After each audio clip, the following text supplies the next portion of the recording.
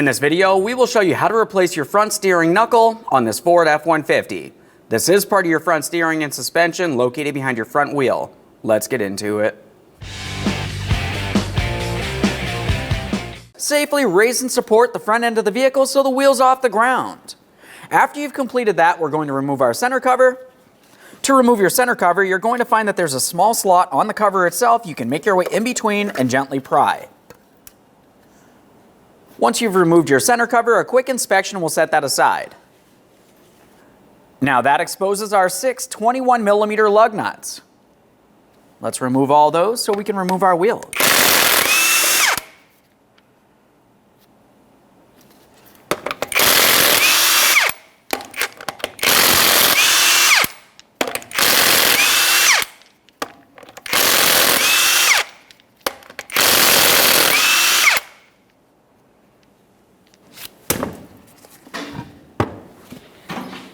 Now that we have the wheel off, let's have a quick look at where our outer tie rod end and our inner tie rod end meet. In this area, you're going to find a 24mm jam nut. I like to use some long pliers for this. We're going to turn it clockwise to break it free.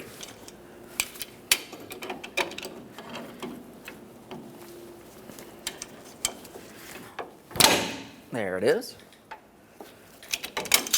Once you have movement from there, we can continue on. We'll start separating the outer tie rod end from the steering knuckle next. You'll find a 21mm mounting nut up along the top.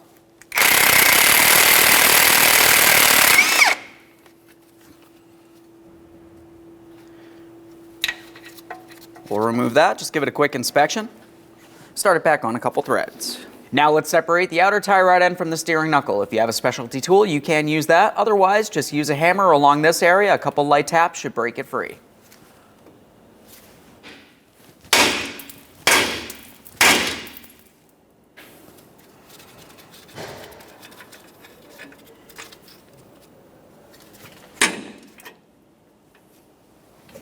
Now that we have the tie rod end broken free from our steering knuckle, we're making our way along the back side of the knuckle.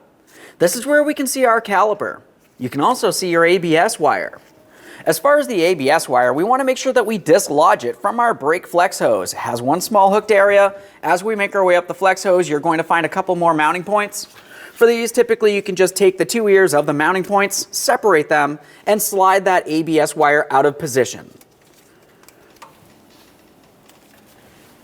Now that we have that off of there, the next thing we want to do is pay attention to our four-wheel drive vacuum lines. Those lead to our four-wheel drive actuator. For these, gently pry them up and out of position. Give them a quick squeeze to make sure they're still soft and pliable. Now I'm using a trim tool as a prying device. You can use pretty much anything, even a flat blade screwdriver if necessary. Whatever you do, just be extremely careful not to cause any damage. Even one crack can be an issue, and you might have an issue with your four-wheel drive. Now at this point, we're going to start dislodging our caliper. I have a hook hanging here, so once we do dislodge the caliper, we can set it aside, putting no pressure on our brake flex hose. This is extremely important. We don't want to cause any damage. Now we're going to find that we have two 18mm headed mounting bolts holding our caliper bracket to the steering knuckle. Both of these will be removed. I'm going to start with the upper mounting bolt, fully remove it. A quick inspection will start it back in a couple threads before removing our second mounting bolt.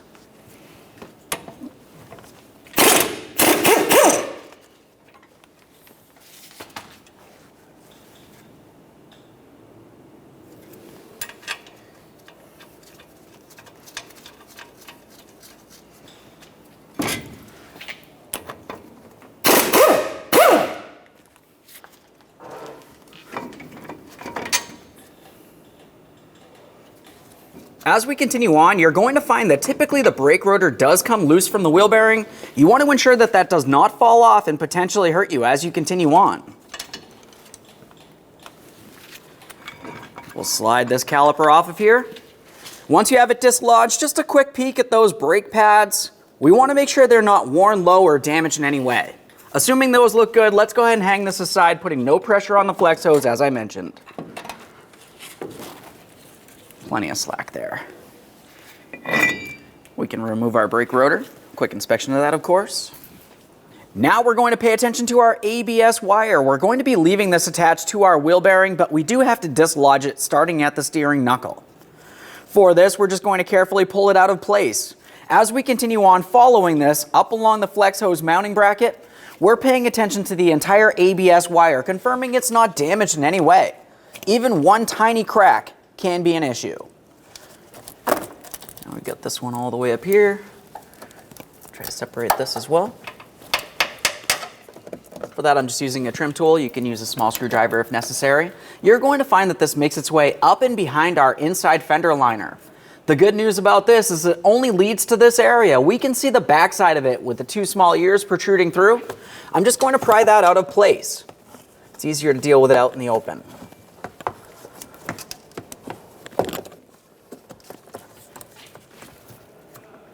Now we can see our ABS wire electrical connector.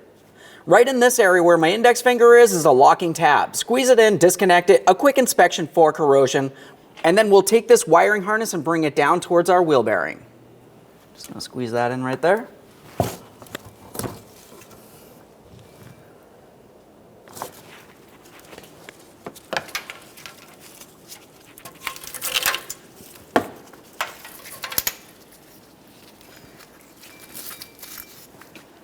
Now we're going to make our way to the outboard side of the wheel bearing. In the center area, you're going to find that you have a metal cover to be removed. Under this is where your axle nut's going to be located. For this, I'm using some long pliers. Keep in mind, we are going to be reusing this cover. Don't destroy it.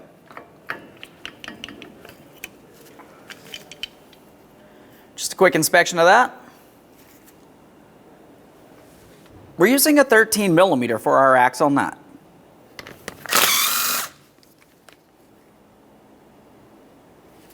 We're using a hammer and punch directly in the center of our axle shaft here. Give it a couple taps. Now I can see some movement there. We can continue on. Now we're back along the back side of our steering knuckle again. In this area, we can see our axle. We can see our four-wheel drive hub actuator. We can also see that we have two of our four 18mm mounting bolts holding our wheel bearing in place.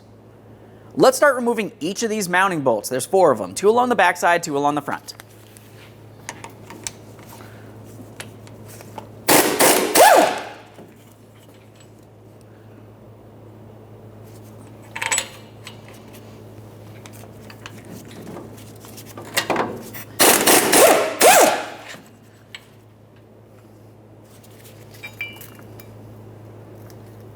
On the forward side, we can see each of those two bolts.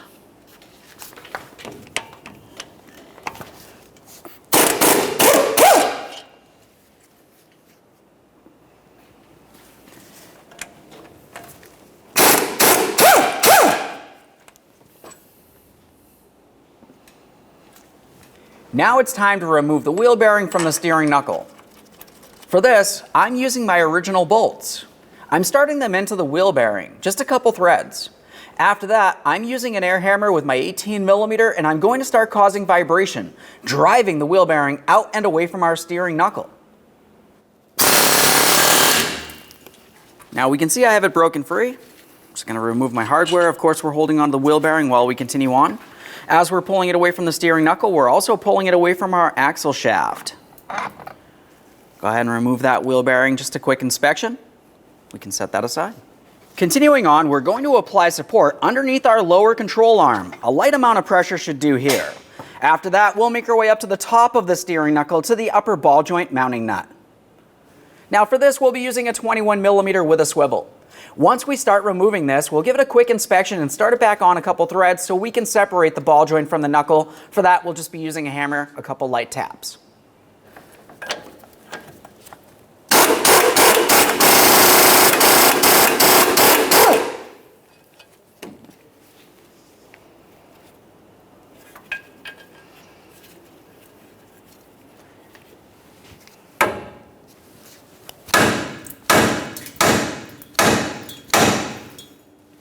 Now, while we still have our upper ball joint nut in place loosely on our stud, we're making our way down to the lower ball joint mounting nut next. For this, we're using a 24mm.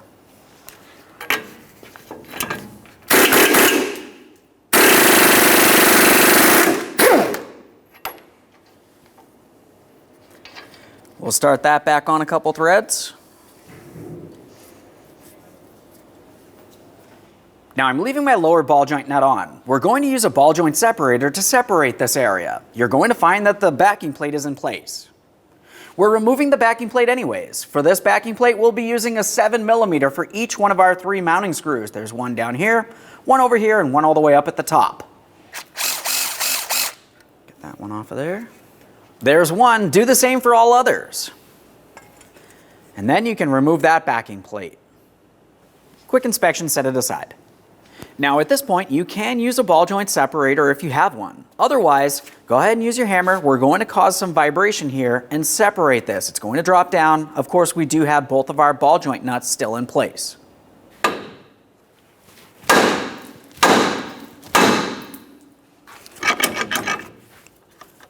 Now we'll hold up on the steering knuckle. We can start removing the upper ball joint mounting nut. After you have that out of place, continue on to the lower ball joint mounting nut. With both of those out of there, we'll start bringing this down and remove the axle from inside of the knuckle and 4-wheel drive actuator. You can lift up on the upper control arm if necessary. We'll pivot this. Now along the back side of the knuckle, we still have to remove the 4-wheel drive locking actuator, so let's get this over to the bench. We're on the bench looking at the back side of our original steering knuckle. We're going to be removing our 4-wheel drive locking actuator. We'll be transferring this over to the brand new knuckle for installation. To remove this, we're removing 3 8mm headed mounting bolts.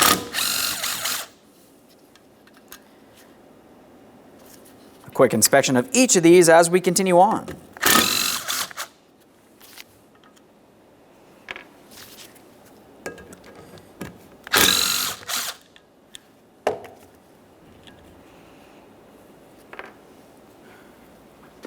Once you have those bolts removed, you should be able to take hold of that 4-wheel drive actuator, give it a wiggle, and lift it up and away from your original steering knuckle. Give it a thorough inspection. Make sure it's not rusted, rotted, or damaged in any way. This one looks fine, so let's go ahead and transfer it over to the brand new steering knuckle. And there it is, friend. Now we'll swap that actuator over to our brand new steering knuckle. When we rest this in place along the back side of the steering knuckle, we want to make sure we have our mounting bolt ports aligned. But we're also confirming that we have the area for our vacuum lines facing up towards the top of our steering knuckle. Once everything's aligned, go ahead and start in each one of your 3 mounting bolts. For these, I typically like to use some copper anti-seize. Start them in, snug them up. The torque for these is 108 inch-pounds.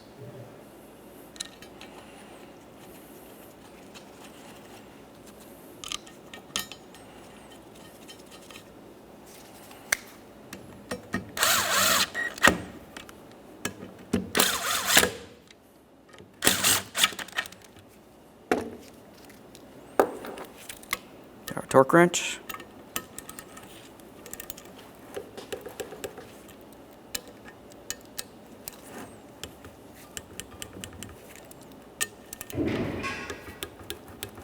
Now while I'm on the bench, I'm just going to go ahead and install my backing plate now. We're using some 6mm bolts. On my particular backing plate, we have an area where part of it did rot out. I'm going to use a washer in this area.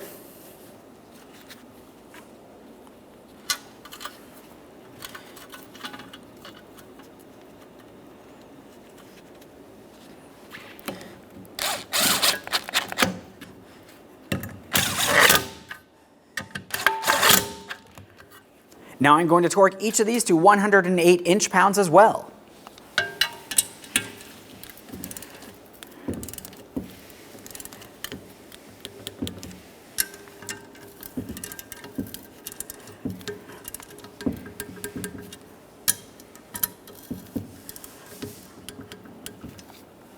All right, let's get this over to the vehicle.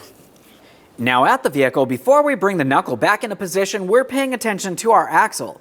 In this area, that's the portion that's going to slide into your wheel bearing. So I'm just going to give this a quick wipe and a close inspection. We're confirming that it's not rotted, weak, or damaged in any way, especially over at this area where the threaded portion is. After our inspection, I always like to apply a thin amount of high-temperature lubricant along the smooth shafted area of the axle itself. You can also use some anti-seize. Now continuing on from here, we're going to start putting the knuckle into place. We want to make sure we're holding on to our upper and lower ball joint nuts. As for the axle, it's going to go through the center. The bottom of the knuckle is going to go around the lower portion of that ball joint stud. We can slide it up and onto there. While holding it in this position, let's continue with our ball joint mounting nut.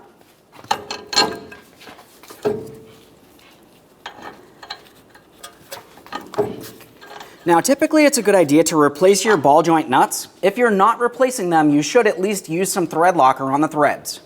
After starting on the lower ball joint, we're paying attention to the axle next. We're going to start swinging this up in a position. As we're bringing the knuckle in, we need to make sure we align our axle with its mounting point here. Slide that right on in there. Now with that in proper position, we're all the way up at the top at the upper ball joint mounting nut next.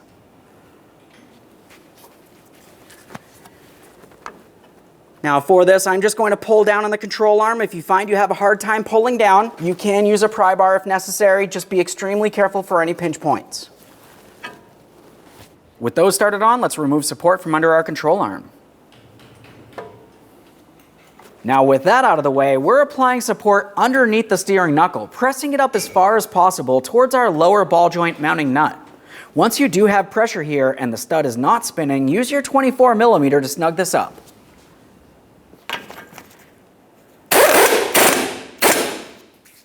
Now that we have that snug, we can remove support from underneath our knuckle.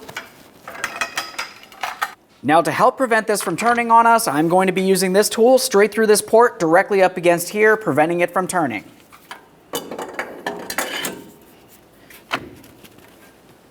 Let's torque our lower ball joint nut to 111 foot-pounds. We'll leave this in place. And now we're making our way to the upper ball joint mounting nut. For this, I'm using my 21mm. We'll bottom it out and torque this to 85 foot-pounds. It may be helpful to use a long pry bar across the top of your upper control arm underneath your coil spring. Lightly apply downward pressure on the ball joint stud into your steering knuckle to tighten the mounting nut.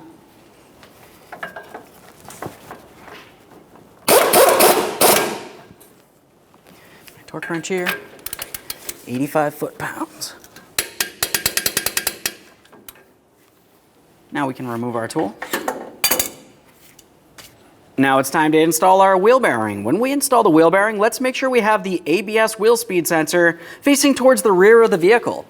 Looking at the back side of the knuckle here, you can see that you have an indent for your ABS wire to be mounted through. Start bringing this into position.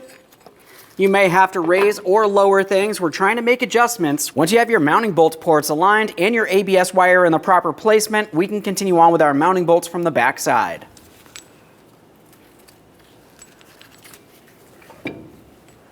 For the mounting bolts, I'm using some red thread locker. We're going to start in each of our 4 mounting bolts. Once they're all started in, you can bottom them out. The torque for these is 148 foot-pounds. Now that I started in all 4 of my mounting bolts, I can snug them up and I'm going to torque them to that 148 foot-pounds.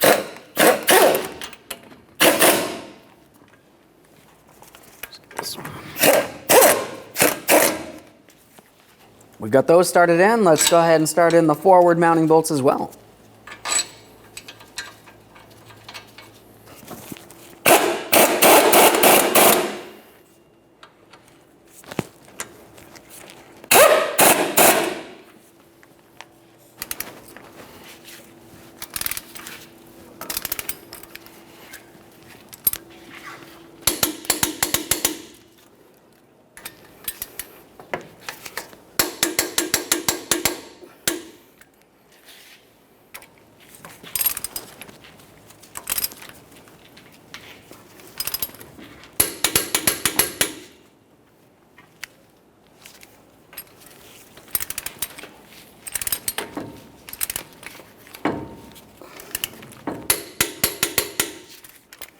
Continuing on, let's start reinstalling our brakes. We're going to start with the brake rotor. Before installing the brake rotor, we want to pay attention to our wheel bearing hub mating surface, right along here. Double check to make sure there's no raised areas. You can clean this down using some parts cleaner and a wire brush if necessary.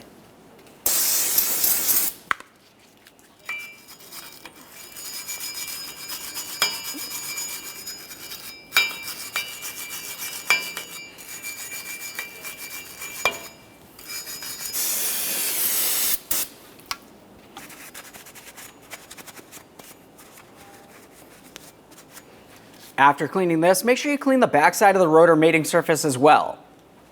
We'll be using some copper anti-seize for the mating surface of our wheel bearing hub. You don't need much, just make your way all the way around this.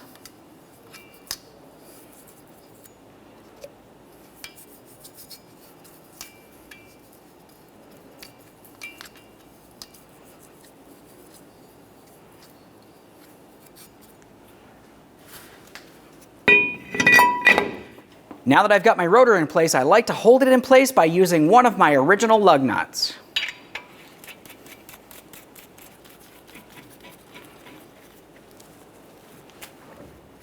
Continue on to reinstalling your caliper. It's time for the caliper. We're sliding that into place.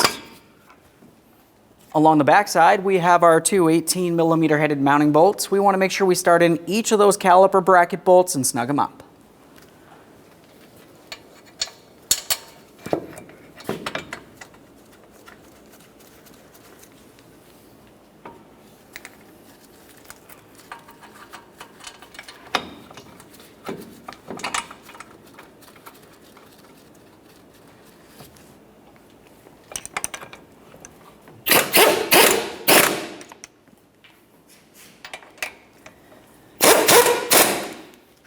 The torque for each of these two bolts will be 136 foot-pounds.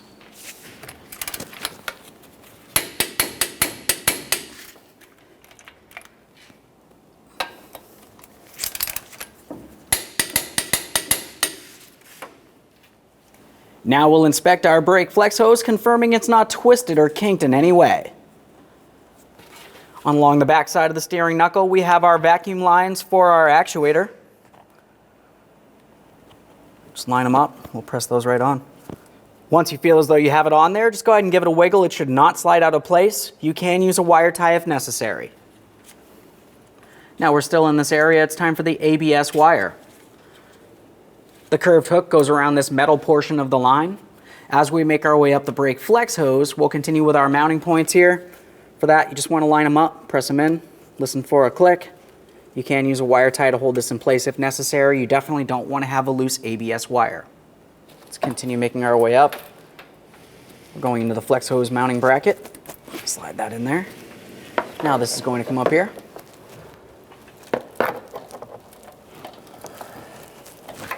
Press that in there. Now we're all the way up at the connection point here. We're going to connect the two parts together, and then we'll reach along from the backside and press it into the locked position. You should be able to see it come through these two ports.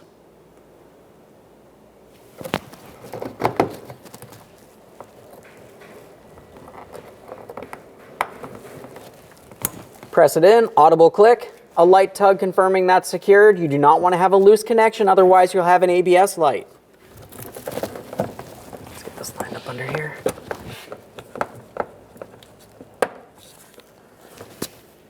Okay, we can see that's there, and it's definitely secure. It's time to align that outer tie rod end with our steering knuckle. We should be able to pivot this as necessary. Now as we bring this into position, we have our mounting nut. Now we can get our outer tie rod in place up against our steering knuckle. We'll slide it right in. After that, go ahead and start on the mounting nut. We'll bottom this out. The torque for this will be 76 foot-pounds.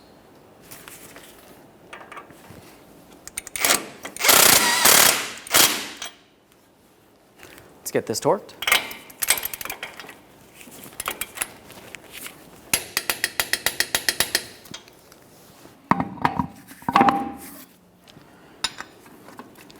For the lug nuts, we're going to start each of them on. Once they're all started on, we can bottom them out. We'll get the wheels safely back down on the ground.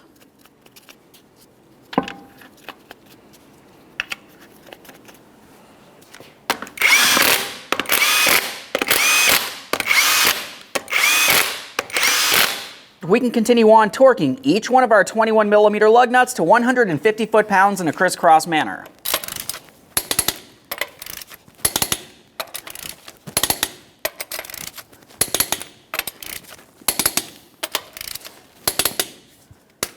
Torqued. Now if you have a center cover, let's install that now. For the center cover, there's one area that you want to pay attention to. You're going to find that you have this small prying area. If you were looking at the rim itself, you'll find that you have a notch to align that with. The notch is going to be located closest to your valve stem. We'll align this and tap it into place. Double check, make sure it's secure. After finishing this installation, it's important to have an alignment done on your vehicle. When only the best will do, demand TRQ. The only company that lets you view before you do. TRQ is committed to offering the highest quality aftermarket auto parts that are engineered for peace of mind. Thanks for using and viewing with TRQ.